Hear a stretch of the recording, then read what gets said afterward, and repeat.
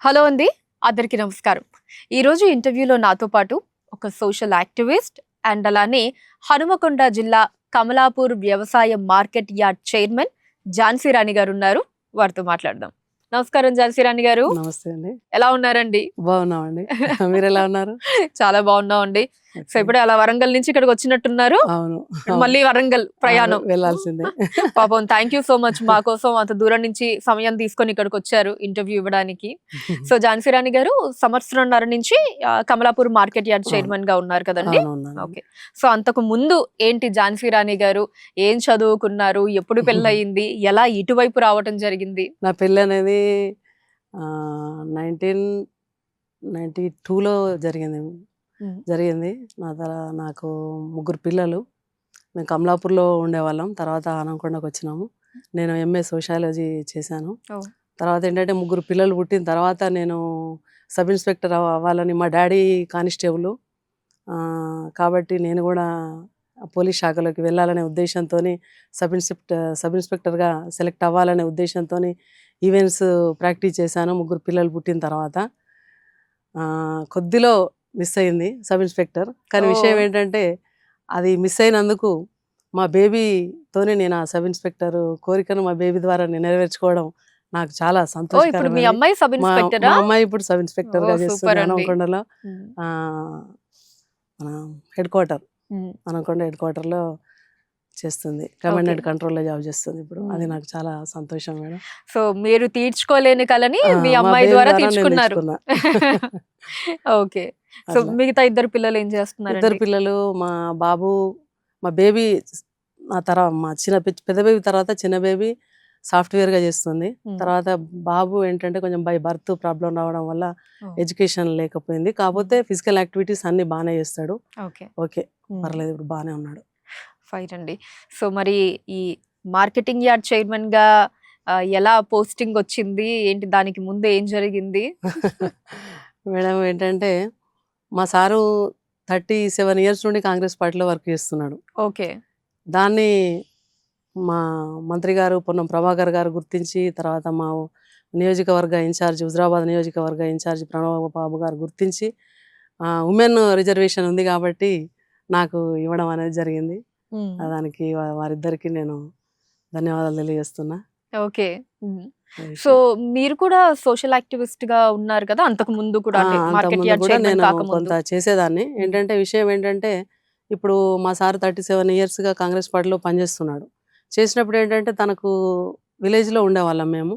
అక్కడికి ఏదైనా సమస్య గురించి వచ్చినప్పుడు వాళ్ళతో మాట్లాడడం, అసలు ఎట్లా ఈ సమస్యను పిల్లలు మెయిన్గా ఉమెన్ విషయంలో ఏంటంటే వాళ్ళు ఏదైనా మ్యారేజ్ తప్పుదారిలో మ్యారేజ్ చేసుకోవడం కానీ, తర్వాత ఇబ్బందులు పడడం కానీ, ఇలాంటి విషయాలు వచ్చినప్పుడు తన దగ్గరకు వచ్చినప్పుడు అందులో నేను కూడా ఇన్వాల్వ్మెంట్ అయిపోయి ఇట్లా చేస్తే బాగుండేది, అట్లా చేస్తే బాగుండేది, పోలీస్ స్టేషన్కి వెళ్ళే సమస్యలు కావచ్చు, పిల్లలు అమ్మాయిలు ఇబ్బంది పడే సమస్యలు, అట్లా వాటిని కూడా నేను కొంతవరకు వారితో మాట్లాడి నేను వాటిని పరిష్కరించే మార్గాన్ని ఆలోచించుకుంటూ ఉండేదాన్ని. తర్వాత బ్లడ్ డొనేట్ చేసే కార్యక్రమంలో కూడా పార్టిసిపేట్ చేసేదాన్ని.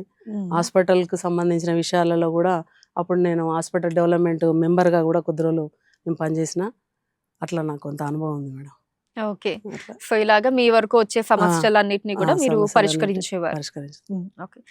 ఎప్పుడైనా కొంతమంది ఆర్థిక సహాయంతో వస్తూ ఉంటారు కదండి. అవును, అది చదువుల పరంగా కావచ్చు, పెళ్లి అవును. పరంగా కావచ్చు, ఏమన్నా. సో అలాంటి వారికి ఏ విధంగా సహాయం చేసేవారు? అంటే ఆర్థిక పరంగా అంటే మేడం, ఆర్థిక పరంగా కూడా కొంతవరకు చేసినాము. ఉమ్. ఇప్పుడు ఎవరైనా చనిపోయారు అనుకోండి, ఎవరైనా రైస్ అట్లా ఇవ్వడం కావచ్చు, అట్లా సహకారం చేసిన టైంలు చాలా ఉన్నాయి మేడం. సో అయితే ఎప్పుడైతే ఇంకా మీకు మిమ్మల్ని ఇలా నియమిస్తున్నాము ఇంకా కమలాపూర్ వ్యవసాయ మార్కెట్ యార్డ్ చైర్మన్ గా అని తెలిసినప్పుడు ఏంటి మీ రియాక్షన్, ఏంటి స్పందన? అంటే మా సార్ చెప్పిండు ఇట్లా పోస్ట్ ఉన్నది, అది నీకు నేను అడుగుతున్నా, అది మనకే వస్తుంది అని చెప్పేసి అన్నప్పుడైతే నాకు అసలు ఏంటి నేను చేయగలనా చేయలేనా అని చెప్పేసి అట్లా అట్లా అనిపించింది. కానీ ఏంటంటే తర్వాత దాంట్లోకి వెళ్ళిన తర్వాత ఇక మా సారు ప్రోత్సాహం 100% నాకు ఉన్నది. కాబట్టి దాన్ని నేను విజయంగా నేను ముందుకెళ్ళడానికి వెళ్తున్నా మేడం. తప్పకుండా ముందుకు వెళ్తున్నా, ఇంకా ఓకే. వెళ్ళాలని ఆసక్తితో ఉన్నా. ఓకే. సో ఫస్ట్ లో అండి, అంటే మీరు చైర్మన్ గా మార్కెట్ యార్డ్ చైర్మన్ గా బాధ్యతలు చేపట్టిన తర్వాత మీరు ఎదుర్కొన్నటువంటి ప్రధాన సమస్యలు ఏంటి? ఎందుకంటే ఫస్ట్ లోనే మొత్తం ఎవరికి అర్థం కాదు కదా, ఎవరికన్నా అవును. అంతా కూడా కొత్త బాధ్యతలే మీకు. అవును. ఆ, ఏ ఏ సమస్యలను ఎదుర్కొన్నారు, ఎలా వాటిని అధిగమించారు? అంటే మన మార్కెట్ యార్డ్‌లో నేను చైర్మన్ అయిన తర్వాత ఏంటంటే ఓన్లీ ప్యాడీ ప్రొక్యూర్‌మెంటే జరిగేది మేడం. మొన్న ఏంటంటే మన రాష్ట్ర ప్రభుత్వం, మన ముఖ్యమంత్రి రేవంత్ రెడ్డి గారు మన మేజ్ ప్రొక్యూర్‌మెంట్ కూడా తీసుకోవాలని చెప్పడం జరిగింది. కానీ విషయం ఏంటంటే ఫస్ట్ టైం అనమాట. మాది జమ్మికుంట మార్కెట్‌లో ఉండేది. బైఫర్కేషన్‌లో కమలాపూర్ మార్కెట్‌కు సెపరేట్ అవ్వడం జరిగింది.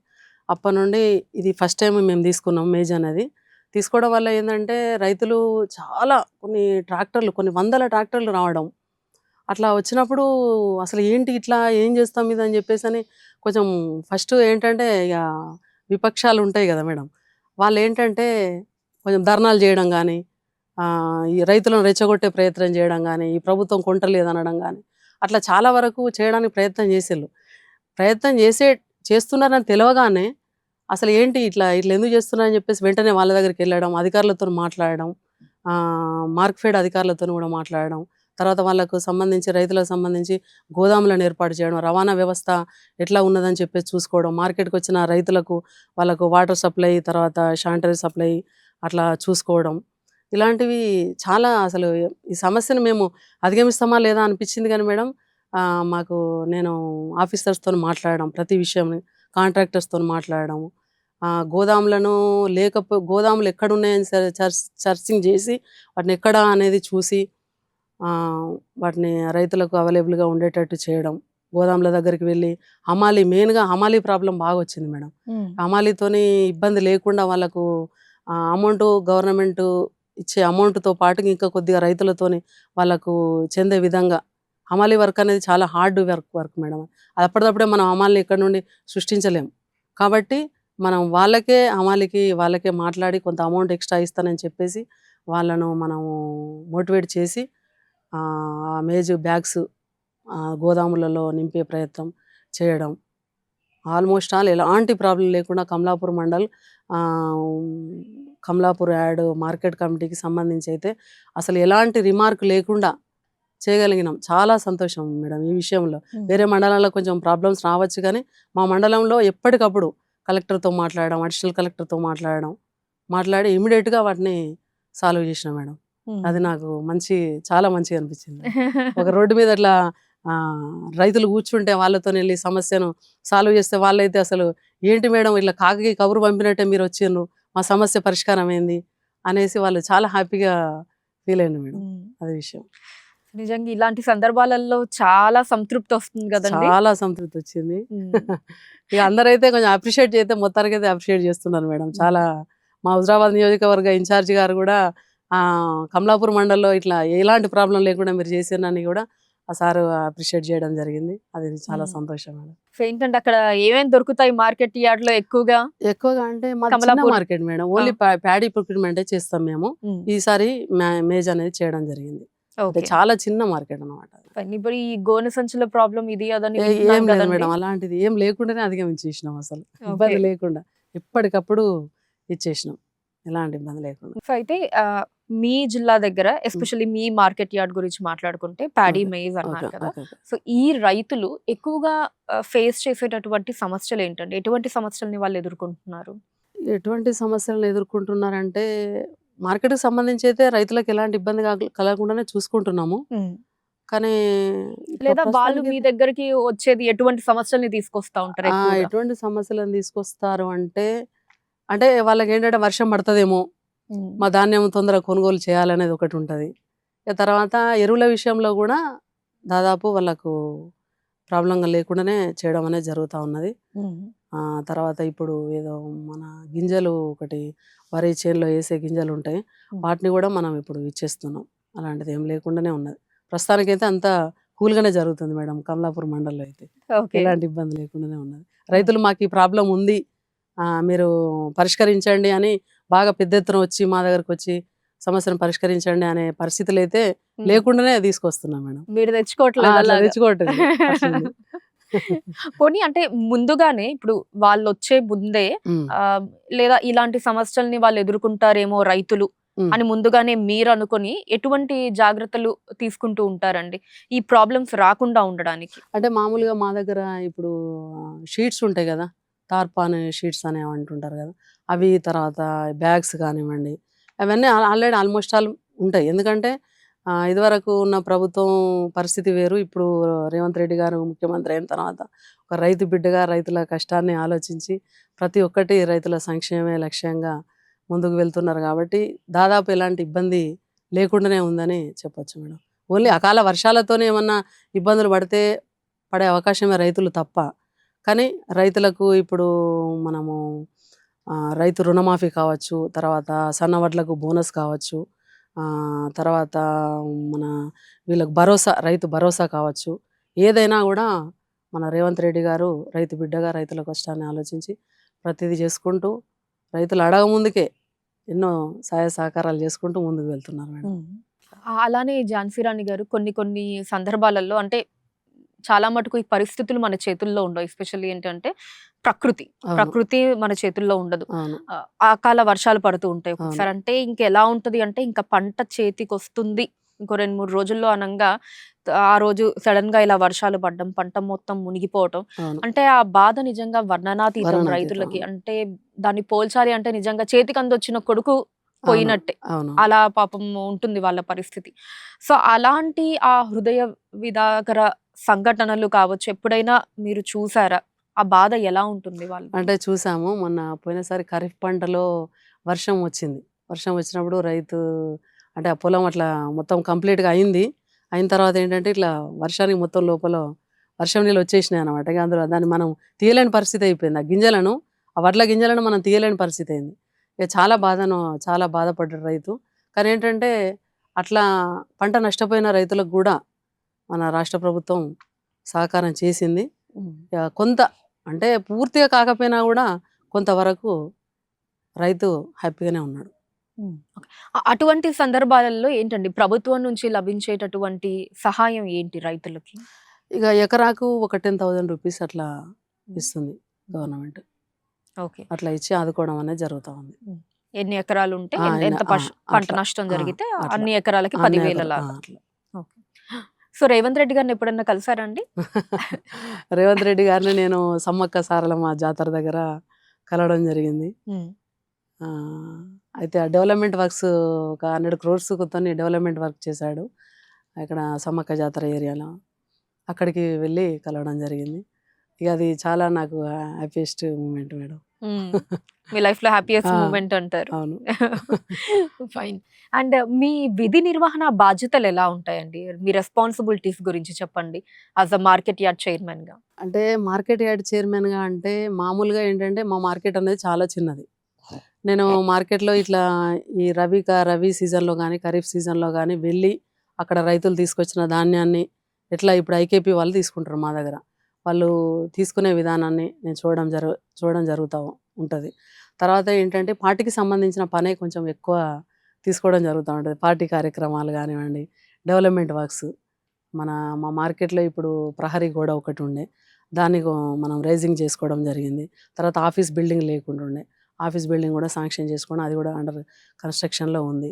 తర్వాత ఇంకొకటి ఏంటంటే మా కమలాపూర్లో మేజర్ గ్రామ పంచాయతీ మేడం, అక్కడ ఏంటంటే ఒక వెజిటేబుల్ మార్కెట్ కోసం కూడా ఒక 75 lakhs రూపీస్ను మనం మార్కెట్ ఫండ్ నుండి కేటాయించడం అనేది జరిగింది. దాన్ని కూడా అతి త్వరలో మేము ప్రారంభించుకుంటాం. ఇక అట్లా మామూలుగా ఏంటంటే ఎక్కువ శాతం చాలా పెద్ద పెద్ద మార్కెట్లో అయితే మార్కెట్ వర్కే ఎక్కువ ఉంటుంది. కానీ ఇక్కడ మార్కెట్ వర్క్ కొంచెం తక్కువ. కాకపోతే అయినా రైతులతో అనుసంధానంగా ఉంటూనే, రైతులతో అన్ని విషయాలు మాట్లాడుతూనే, వాళ్ళు ఏ సమస్య కోసం నా దగ్గరికి వచ్చినా కూడాను ఆ సమస్యలు పరిష్కరించుకుంటూ ఇటు పార్టీ పనులు చేసుకుంటూ ప్రస్తుతానికైతే నిమగ్నమై ఉన్నా మేడం నేను. ఓకే. ఫైన్. సో అన్ని రకాలుగా మొత్తం మీ బాధ్యతల్లో తనమునకలై ఉన్నారన్నమాట. ప్రస్తుతానికైతే అట్లే ఉన్నా మేడం. ఓకే. మరి కుటుంబానికి సమయం ఎలా అండి? కుదురుతుందా? కుదురుతుందంటే పెద్ద అమ్మాయి మ్యారేజ్ అయిపోయింది, చిన్న అమ్మాయి హైదరాబాద్లో ఉంటుంది, బాబు మాతోనే ఉంటాడు. ఇక ఇక ఇంట్లో మార్నింగ్ లేవగానే పనులు చేసుకుంటూ గబగబా రెడీ అయ్యి వెళ్ళిపోవడం ఇట్లనే అయిపోతుంది. ఓకే. అంతే. సో కుటుంబం నుంచి సపోర్ట్ ఎలా ఉంటుందండి మీకు? ఇక సపోర్ట్ అంటే మా పిల్లల సపోర్ట్ బాగానే ఉంటుంది. ఇక మా హస్బెండ్ విషయానికి వస్తేనైతే అది ఇక 1000% అనుకోవాల్సిందే. ఓకే. అట్లా. అసలు ఇలా పెట్టాలి మిమ్మల్ని ఈ పోస్ట్‌లో ఉంచాలి అన్నది గూడా అంటే ఇంకా వారి నిర్ణయమే అంటే గదా! విషయం ఏంటంటే నేను చేయగలుగుతానా అని చెప్పేసి నాకు క్వెషన్ ఉండేది. హ్మ్. కానీ మా సారు ఇది చేయకపోవడం ఏంది నువ్వు అని చెప్పేసి అని అంటుండేవారు. నేను ఎట్లా చేస్తా, అందరితో మాట్లాడాలి కదా, అట్లా ఇట్లా అని చెప్పేసి అని కొంచెం ఫస్ట్లో అట్లా అనిపించింది. నువ్వు చేయగలవు, ఖచ్చితంగా నువ్వు చేయగలవు అని చెప్పేసి అని హ్మ్. అంటుంటారు. ఏ విషయాన్ని ఎంత ఎంత పెద్ద ప్రాబ్లం వచ్చినా కూడా నువ్వు ఖచ్చితంగా చేయగలవు అనేది బాగా సపోర్టివ్గా ఉంటుంది. హ్మ్. సో, మాట్లాడడానికి కొంచెం జంకేవాళ్ళు మొదట్లో అయితే. ఆ, మొదట్లో కొంచెం హ్మ్. ఉంటది కదా ఇప్పుడు ఎవరికైనా. కూర్చొని ఇంటర్వ్యూ ఇచ్చేస్తున్నారు. అంతేనా అండి? అవును. సో, ఈ క్రెడిట్ అంతా మీ వారికి అవును, మా ఇచ్చేస్తారు. వారికి ఇచ్చేయాల్సిందే. హ్మ్. అందులో ఎలాంటి హ్మ్. అతిశక్తి లేదని చెప్పొచ్చు. ఓకే. అండ్ అలానే అదే కాకుండా ఎప్పుడైనా మీ జాబ్ పరంగా, మీ వర్క్ పరంగా ఎటువంటి సలహాలు, సూచనలు అవి మీ వారిస్తూ ఉంటారు మీకు? ఇక అన్నీ ఎక్కడికైనా వెళ్తే మరి మాట్లాడడం, ఎట్లా మాట్లాడడం కొంచెం సబ్జెక్ట్ ఉంటది గదా! మరీ మనకు అన్నీ తెలవాలని లేదు గదా! ఎంత తెలిసినా మనం ఒకరిని అడిగి తెలుసుకోవాల్సిందే గదా! అవును. కాబట్టి అందరికీ ఏది తెలీదు పూర్తిగా. అందరికీ ఏది తెలియదు పూర్తిగా. కాబట్టి మనం ఇక్కడికెళ్తున్నాం అనంటే ఏ సబ్జెక్ట్ మీద ఎట్లా మాట్లాడితే ఎట్లా బావుంటది అనే ఉద్దేశ్యం కొంత అడిగి తెలుసుకోవడం, కొంత నేను తెలుసుకోవడం, కొంత పేపర్‌లో ఉన్నది తెలుసుకోవడం, అట్లా తెలుసుకొని నేను మాక్సిమము అక్కడ నేను మాట్లాడడానికి ఖచ్చితంగా నేను ప్రయత్నం చేస్తున్నా. ఓకే. సో, ముందే ప్రిపేర్ అవుతారనమాట. ముందు కొంత ప్రిపేర్ అవుతాను. కానీ అక్కడికి వెళ్ళిన తర్వాత అక్కడికి వెళ్ళే ఎన్విరాన్మెంట్‌ని గూడా చూసి కొన్ని ప్రిపేర్ కావాల్సొస్తుంటది. అండ్ ఇప్పటి వరకు మీరు తీసుకున్నటువంటి నిర్ణయాలలో హ్మ్. మీకు అత్యంత సంతృప్తినిచ్చినటువంటి నిర్ణయం ఏంటండి? యాస్ ఎ మార్కెట్ యార్డ్ చైర్మన్‌గా? నిర్ణయాలలో అంటే రైతుల కోసం కావచ్చు, మీ కమలాపూర్ కోసం కావచ్చు, ఇలా చాలా నిర్ణయాలు తీసుకుంటూ ఉంటారు కదా! ఇది హ్మ్. చెయ్యాలి అని చెప్పి. సో, వాటిల్లో కమలాపూర్ మండల్‌లో ఇప్పుడు చెప్పాను గదా మేడం నేను. హ్మ్. అది వెజిటబుల్ మార్కెట్‌లో తీసుకున్న నిర్ణయం నాకు బాగా అనిపిచ్చింది. హ్మ్. అట్లా అంటే ఏంటంటే రోడ్డు మీద అమ్ముతున్నారు. మన ఏంటి ఇవి వ్యాపారులు. అది ప్రమాదం జరిగే పరిస్థితులు కనిపిస్తున్నాయి మనకి. హ్మ్. కొంచెం సెపరేట్‌గా ఉంటే బావుంటుందనే ఉద్దేశ్యంతోని ఆ నిర్ణయం తీసుకోవడం జరిగింది. ఫిన్నని రాజకీయాలలో ఇంట్రెస్టేనా ఝాన్సీ రాణి గారికి? 100%. 100%ఆ? ఫ్యూచర్‌లో ఎమ్మెల్యేగా చూస్తామంటారా? ఇంట్రెస్ట్ ఉందా? అలా ఆ కైండ్ ఆఫ్ అంటే ఇప్పుడు వెళ్ళాలి, చెయ్యాలి అని. 33% రిజర్వేషన్ ఉన్నది. హ్మ్. అయితే కావచ్చు మేడం. ప్రజల ఆశీర్వాదం. హ్మ్. సో, సో, అయితే అయితే కావచ్చు. కావచ్చంటారు ఫ్యూచర్‌లో. సో, డెఫినిట్‌గా. ఓకే. సో, రాజకీయాలలో ఎవరండి మీకు ఇన్‌స్పిరేషన్ ఇష్టమైన నాయకులు ఎవరెవరు? ఇక ఉమెన్ విషయానికొస్తే సీతక్క గారు. ఇది ఏ రకంగా మిమ్మల్ని ఇన్‌స్పైర్ చేస్తూ ఉంటారు? వాళ్ళల్లో మీకు నచ్చినటువంటి ఇక గుణాలేంటి? ఆమె చేస్తున్న సామాజిక సేవ చాలా యాక్టివ్‌గా పనిచేస్తుంటది పూర్ పీపుల్ కోసం. సో, రాజకీయాలలో మీరు చూడాలనుకుంటున్నటువంటి ఒక మార్పేంటండి? రాజకీయాల్లో నేను చూడాలనుకుంటున్న మార్పేంటంటే, ఇప్పుడు ఎక్కువ శాతం మెన్ ఉంటున్నారు రాజకీయాల్లో. ఇంకొక విషయం ఏంటంటే, ఇప్పుడు స్థానిక సంస్థల ఎన్నికల్లో మున్సిపల్ చైర్మన్స్ కావచ్చు, తర్వాత సర్పంచ్‌లు కావచ్చు, 50% ఉమెనే రావడం జరిగింది. కానీ కాపోతే ఏంటంటే, మెన్నే దానికి ప్రాతినిధ్యం వహించడం జరుగుతా ఉంది. కానీ ఏంటంటే, మెన్ ప్రాతినిధ్యం వహించకుండా ఉమెన్నే తీసుకురావాలనేది నా కోరిక. హ్మ్. ఎందుకంటే ఉమెను కాన్సంట్రేషన్ ఏ పని మీద చేసినా గూడా ఖచ్చితంగా కరెక్ట్‌గా చేస్తారు. ఏదైనా పని అప్పగించినా గూడా ఖచ్చితంగా చేసే కెపాసిటీ ఉమెన్‌కుంటుంది. కానీ మెన్‌కు ఉండదది. హ్మ్. అంత కాన్సంట్రేషన్‌గా చేయరు వాళ్ళు. మనం ఏదైనా పని అప్పగిస్తే మనం ఖచ్చితంగా ఆ పని చేయగలిగే కెపాసిటీ ఉమెన్ ఖచ్చితంగా ఉంటది. హ్మ్. కాబట్టి ఇగ వాళ్ళేంటంటే కొంచెం మెన్ పక్కకుండి ఉమెన్‌ని తీసుకొచ్చి ప్రతి విషయంలో మాట్లాడించడం కావచ్చు, మీటింగ్స్‌కి అటెండ్ అయ్యే విషయంలో కావచ్చు, వాళ్ళని తీసుకురావాలని నేను కోరుకుంటున్నా. ఓకే. సో, ఆడవాళ్ళ ప్రాతినిధ్యం ఇంకా ప్రాతినిధ్యం పెరగాలంటారు. పెరగాలని నేను కోరుకుంటున్నా. హ్మ్. ఓకే అండి. అట్లా. ఫైన్. అండ్ సరే రాజకీయాలలో ఎలాగో ఇంట్రెస్ట్ అన్నారు గాబట్టి మేబీ ఆ 33% రిజర్వేషన్ అది కూడా ఉంది హ్మ్. కాబట్టి మీరు ఒకవేళ ఎమ్మెల్యే అనుకుందాం సపోజ్ ఎమ్మెల్యే అయితే మీ ఏరియాకి సో, అక్కడ మీరు చెయ్యాలనుకుంటున్నటువంటి ఒక ఫస్ట్ పని ఏంటండి? మంచి పని ఏంటి? మంచి పని ఏంటంటే చాలా పనులున్నాయి మేడం. హ్మ్. చాలా అంటే చాలా పనులున్నాయి. ఇక అందులో ఏంటంటే మెయిన్‌గా రోడ్స్. హ్మ్. రోడ్స్ వేసుకోవాలి. తర్వాత డ్రైనేజ్ వ్యవస్థ సరిగా లేదు, డ్రైనేజ్ వ్యవస్థ చూసుకోవాలి. తర్వాత కొన్ని స్కూళ్ళ పరిస్థితులు కూడా అంతంత మాత్రంగానే ఉన్నాయి, గవర్నమెంట్ స్కూల్స్. అవి కొత్త బిల్డింగ్స్ కట్టివ్వడం కానివ్వండి. తర్వాత కొందరు పిల్లలు ఏంటంటే స్కూల్కి వెళ్ళని పిల్లలు కూడా చాలామంది ఉన్నారు. అందరూ స్కూల్కి వెళ్ళే విధంగా అమ్మాయిలను ఏంటంటే ఇక్కడ 10th క్లాస్ వరకే ఉంది, ఈ 10th క్లాస్ వరకే మనం పంపిస్తాము, తర్వాత ఇంటర్మీడియట్కి వచ్చేసరికి సిటీకి వెళ్ళే పరిస్థితి లేని పిల్లలు ఉన్నారు. ఇప్పుడు గవర్నమెంట్ మన రేవంత్ రెడ్డి గారు కూడా ఏం చేస్తున్నారంటే నెక్స్ట్ ఇయర్ చేస్తామన్నారు అది, కానీ ఎందుకు మరి పరిస్థితులు ఎట్లా ఉన్నాయంటో తెలియదు. కానీ నెక్స్ట్ ఇయర్ ఖచ్చితంగా గవర్నమెంట్ స్కూల్లోనే ఇంటర్మీడియట్ వరకు కూడా తీసుకొచ్చే విధంగా ప్రయత్నాలు చేస్తున్నారు. అంటే ఇంటర్మీడియట్ పిల్లలు కూడా చదువుకునే విధంగా ఆ స్కూల్స్ని అరేంజ్ చేస్తున్నారు. కాబట్టి స్టాఫ్ కానివ్వండి, బిల్డింగ్స్ కానివ్వండి, అవన్నీ చేసే విధంగానే ముందుకు వెళ్తున్నారు. కాబట్టి అవన్నీ చేయాలనేది నా ఉద్దేశం. ఓకే, ఫైన్ అండి. అండ్ ఇప్పుడు మీ కింద ఎవరైతే ఉంటారో, అంటే ఇప్పుడు మీరు మార్కెట్ యార్డ్ చైర్మన్ గా అవును. ఉన్నారు కదా, మీ కింద పనిచేసే వాళ్ళు ఎవరుంటారు అంటే వింటారా సరిగ్గా, లేదా ఏమన్నా ఈ ఆడ మగ తారతమ్యం ఏమన్నా చూపిస్తూ ఉంటారా? అంటే అలాంటిది మేమెందుకు వినాలే ఏంటి అన్నట్టు అలా. అంటే నేను market committee chairman, vice chairman గారు ఉంటారు, ఉమ్, తర్వాత డైరెక్టర్స్ ఉంటారు. మాది 14 మెంబర్స్ మొత్తం. ఉమ్, వాళ్ళందరూ మ్యాక్సిమం వింటారు మేడం, మ్యాక్సిమం వింటారు. ఎవరు వినరు అనేది అయితే ఏమి ఉండదు.